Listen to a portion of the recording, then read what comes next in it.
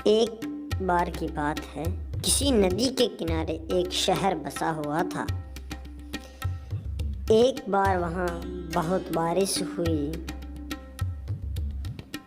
जिससे नदी ने अपना रास्ता बदल लिया। इससे शहर में पानी की कमी होने लगी, यहाँ तक कि लोगों को पीने तक का पानी न रहा।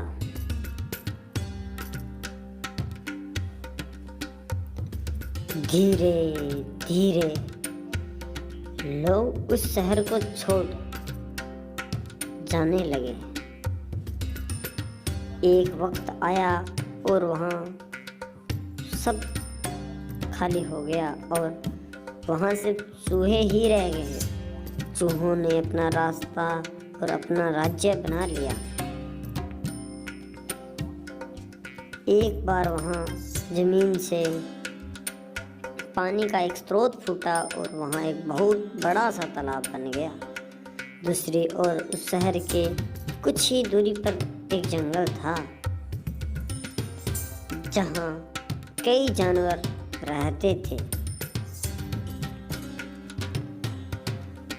और उन जानवरों के साथ कई हाथी भी वहाँ रहते थे, जिनका राजा था गजराज नाम का हाथी।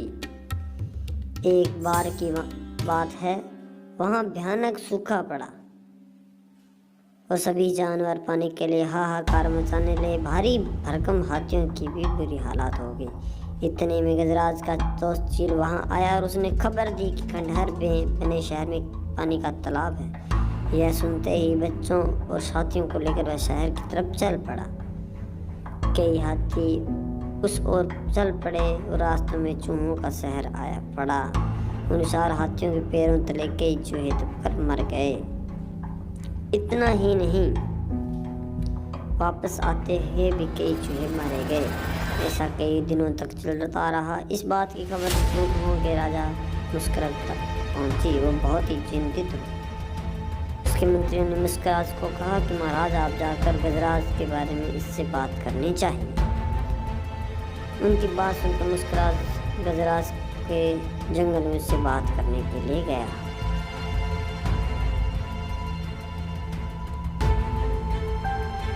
एक बड़े से पेड़ के नीचे गजराज खड़ा था। मुस्कुराज को सामने पड़े एक पत्थर पर चढ़ गया और कहने लगा, मैं मुस्कुराज हूँ। मैं उस खंडहर में शहर में अपनी प्रजा के साथ रहता हूँ। हाथी को मुस्कुराज की बात ठीक से सुनाई नहीं दी और वो थोड़ा नीचे झुका, चूहे की तरफ देखा और अपने कान पीछे किए और कहा कि मैं मुस्कुराज हूँ। मैं उस खंडहर में अपने प्रजा के साथ रहता हूँ।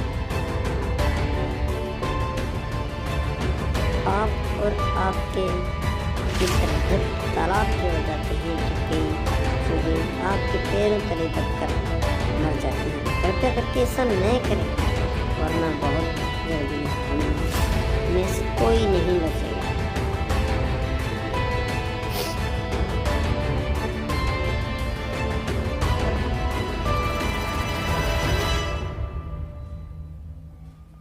यह सुनने के बाद गजराज दुखी होकर बोला, मुझे पता नहीं था कि हम इतना बुरा कर रहे थे। हम तालाब तक जाने के लिए कोई और रास्ता ढूंढेंगे।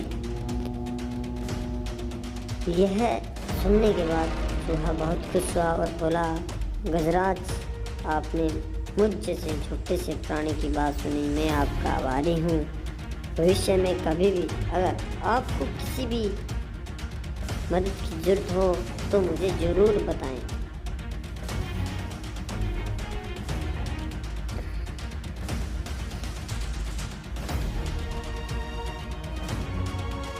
गजराज ने मन में सोचा, अरे ये इतना छोटा सा प्राणी मेरे किस काम आएगा। इसलिए उसने चूहे को मुस्कुरा कर विदा किया।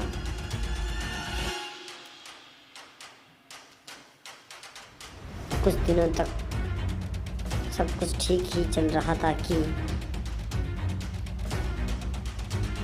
एक बार पड़ोसी देश के राजा ने अपनी सेना को मजबूत करने के लिए हाथी रखने का फैसला किया।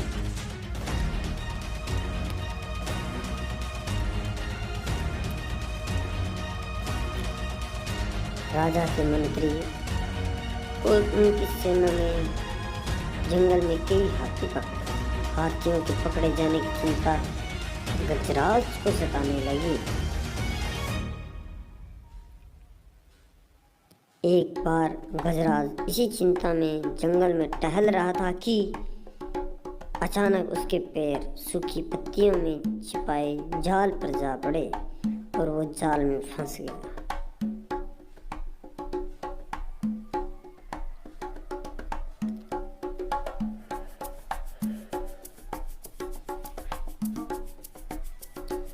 हाथी जोर जोर से चिंघाड़ने लगा, लेकिन कोई उसकी मदद के लिए नहीं आया। इसी बीच एक भैंस ने हाथी की आवाज़ सुनी और वो गजराज का बहुत आदर सम्मान करता था, क्योंकि एक बार गजराज ने भैंस को गड्ढे से निकाल कर उसकी जान बचाई थी। तो वह बोलने लगा कि गजराज में जाल में फंसा देख बहुत चिंतित हुआ और बोलने लगा, गजराज में आपकी किस प्रकार मदद करूं? अपनी जान देखकर भी मदद करूंगा। गजराज ने कहा, तुम जल्दी जल्दी मेरी खबर मुस्कुराज तक दो। गजराज की बात सुनकर भैंस दौड़ता हुआ मुस्कुराज के पास गया और मुस्कुराज ने उसे सारा हाल बताया। मुस्कुराज ने जैसे ही ये बात सुनी, वो अपने को कई सैनिकों को लेकर भैंस की पीठ पर बैठ गया और गजराज के पास जा पहुंचा। फिर चूहों ने मिलकर जाल को काटा और गजराज आजाद हो गया। इसके बाद मुस्कुराज को भैंस हाथी ने धन्यवाद दिया और सभी खुशी खुशी रहने लगे। गजराज और मुस्कुराज की दोस्ती गहरी हो गई।